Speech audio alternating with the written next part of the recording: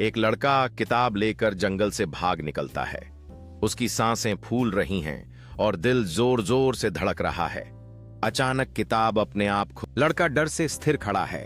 उसके हाथों में चमकती किताब मजबूती से पकड़ी हुई है, जबकि अंधेरे जंगल में साए उसे चारों ओर से घेर रहे हैं। एक रहस्यमय आकृति। लड़का कांपते हुए लेकिन दृढ़ निश्चय के साथ किताब को फिर से खोलता है, जो घूमती हुई रोशनी और रहस्यमय प्रतीकों को प्रकट करती है जो उसकी ध्यान आकर्षित कर लेती हैं। एक अंधेरा आकृति करीब आती है।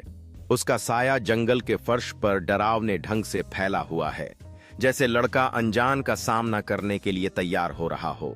लड़के की आंखें हैरानी से चौड़ी हो जाती हैं।